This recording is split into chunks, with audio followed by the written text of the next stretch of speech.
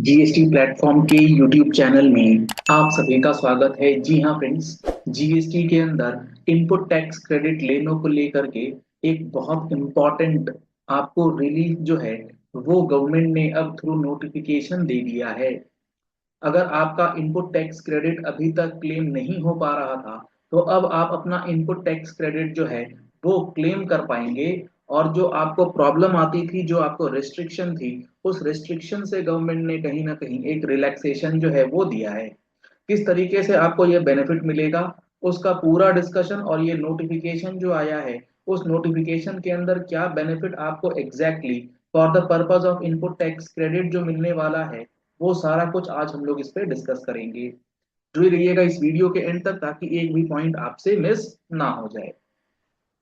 अब एग्जाम्पल क्या है उस चीज को बहुत ध्यान से सुनिएगा, बहुत ही इंपॉर्टेंट चेंज ये गवर्नमेंट ने कर दिया है।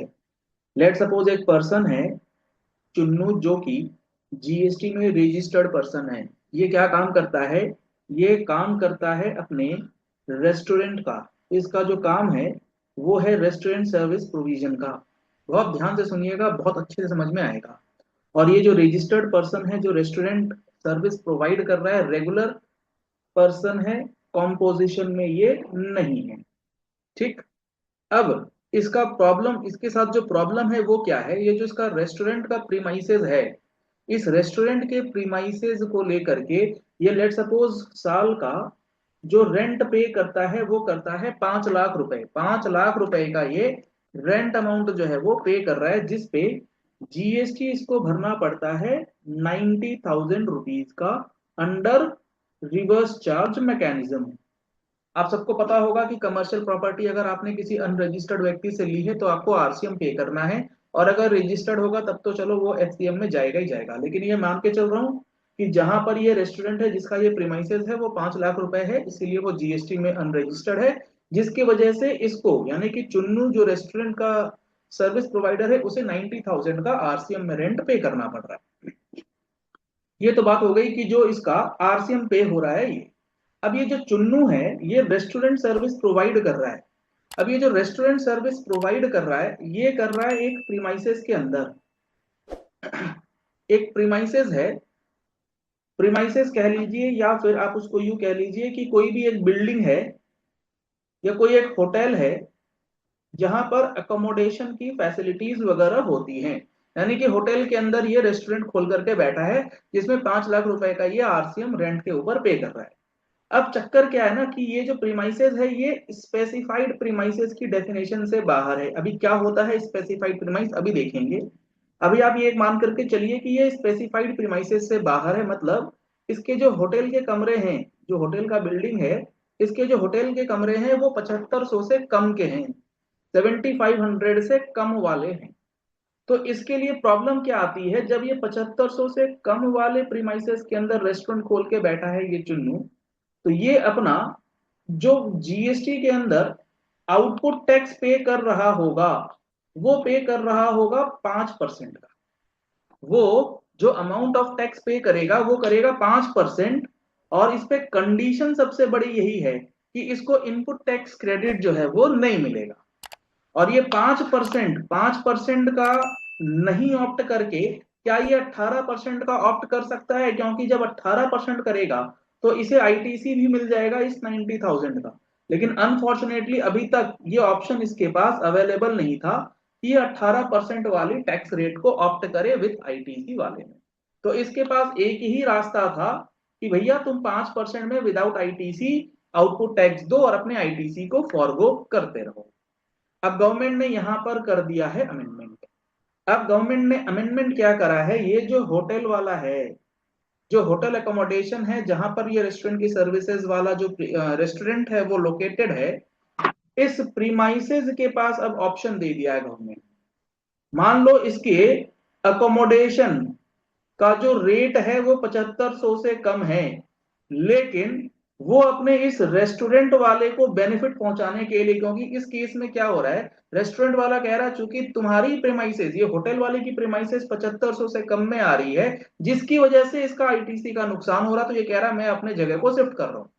तो इस प्रॉब्लम को जब इस होटल वाले ने समझा तो इसने गवर्नमेंट से कहा कि तुम मुझे ऐसा ऑप्शन दो कि अगर मैं 7500 से कम पे हूं तो भी मैं स्पेसिफाइड प्रीमाइसेस के डेफिनेशन में फॉल कर जाऊं। स्पेसिफाइड प्रीमाइस का मतलब होता है वो प्रीमाइस जिसमें अगर कोई रेस्टोरेंट वाला है तो वो विथ आईटीसी 18% का जीएसटी लगा करके काम कर सकता है। स्पेसिफाइड प्रीमाइसेस का बेसिक मतलब ये था कि 7500 से ऊपर। लेकिन अब गवर्नमेंट ने क्या कहा है कि स्पेसिफाइड प्रीमाइस का मतलब सिर्फ वो अकोमोडेशन वाले नहीं होंगे कि जिनका 7500 से ऊपर हो। अगर आपका 7500 से ऊपर नहीं है कोई बात नहीं, आप खुद से डिक्लेयर कर दीजिए कि मैं स्पेसिफाइड प्रीमाइस के डेफिनेशन में आना चाहता हूं, और आपका डिक्लेरेशन मान लिया जाएगा कि yes you are specified premise. यानी कि अगर ये प्रीमाइसेस, ये होटल वाला कोई चुन्नू, ये मान लो ये मुन्नू था, अगर ये मुन्नू अपने होटल के लिए डिक्लेरेशन दे दे कि मेरा जो ये प्रीमाइस है ये स्पेसिफाइड प्रीमाइस की डेफिनेशन में आ गया, तो होगा क्या, ये जो चुन्नू का रेस्टोरेंट सर्विस है ये 5% से हट जाएगा और ये हो जाएगा 18%। और जैसे ही 18% होगा उसे इस आईटीसी का बेनिफिट जो आरसीएम के अंदर ये पे कर रहा है इसका वो आईटीसी क्लेम कर पाएगा।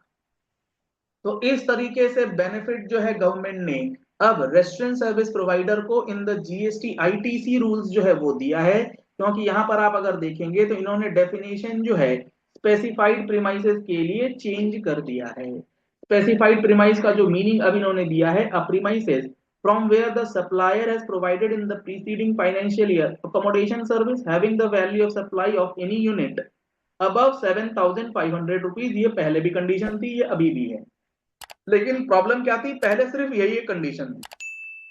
दूसरा, अब यहां इन्होंने लिख दिया और स्पेसिफाइड प्रीमाइस, या तो इसको भी मान लेंगे हम, या फिर दूसरा क्या, a premises for which a registered person supplying hotel accommodation. Munnu अपने अकोमोडेशन सर्विस के लिए क्या कह रहा है, वो अपना डिक्लेरेशन फाइल करेगा 1 जनवरी से लेकर के 31 मार्च के बीच, और उस डिक्लेरेशन में लिखेगा कि जो मेरी प्रीमाइसेस है उसे स्पेसिफाइड प्रीमाइस मान लिया जाए, भले ही मेरा 7500 से कम हो नहीं हो उससे कोई फर्क नहीं पड़ता है।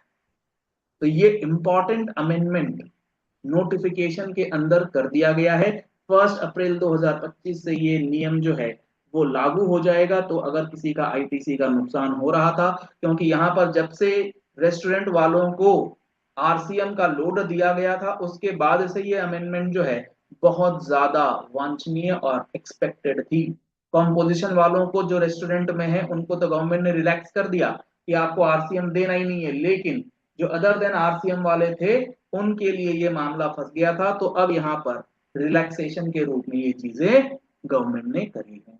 चलिए इस वीडियो को यही एंड करते हैं। आशा करते हैं आपको ये पॉइंट बहुत अच्छे से समझ में आ गया होगा। डीप और टेक्निकल पॉइंट था, बहुत ध्यान से रिपीट करके सुन लीजिएगा तो कोई भी कंफ्यूजन नहीं रहेगी। और ऐसी ही क्लैरिटी के साथ अगर आप जीएसटी के एक एक प्रोविजन, एक एक रूल को समझना चाहते हैं तो आप हमारा जीएसटी का फुल कोर्स ज्वाइन कर सकते हैं। जीएसटी के फुल कोर्स के अंदर जो आपको कंटेंट दिया जाएगा वो आपके लिए फुल कवरेज के साथ होगा। फुल कवरेज मतलब एक भी ऐसा प्रोविजन नहीं होगा जो कि आप नहीं कर पाएंगे। एक एक सेक्शन, एक एक रूल आपके सामने बिल्कुल डिटेल में बताया जाएगा। आप अगर इस जीएसटी कोर्स को ज्वाइन करना चाहते हैं तो नंबर्स आपको स्क्रीन पर दिए गए हैं, इन नंबर्स पे कॉल कर सकते हैं, व्हाट्सएप कर सकते हैं। आप हमारा mobile application GST platform download कर सकते हैं, प्ले स्टोर पर लिंक अवेलेबल है। डाउनलोड के लिए आपको इंफॉर्मेशन वीडियो के डिस्क्रिप्शन बॉक्स में दिया गया है, या फिर आप हमारी वेबसाइट gstplatform.com पर जाएं और वहां पर आपको कोर्सेज नजर आएंगे, जीएसटी कोर्सेज, उस पर क्लिक करके भी आप एनरोलमेंट करा सकते हैं। पहली बार आए हैं हमारे चैनल पर, हमारे चैनल के साथ जुड़े रहिएगा, सब्सक्राइब कर लीजिएगा, नोटिफिकेशन बेल के साथ रेगुलर इंफॉर्मेशन और अपडेट्स तक पहुंचाते रहिए। Thank you and have a nice day.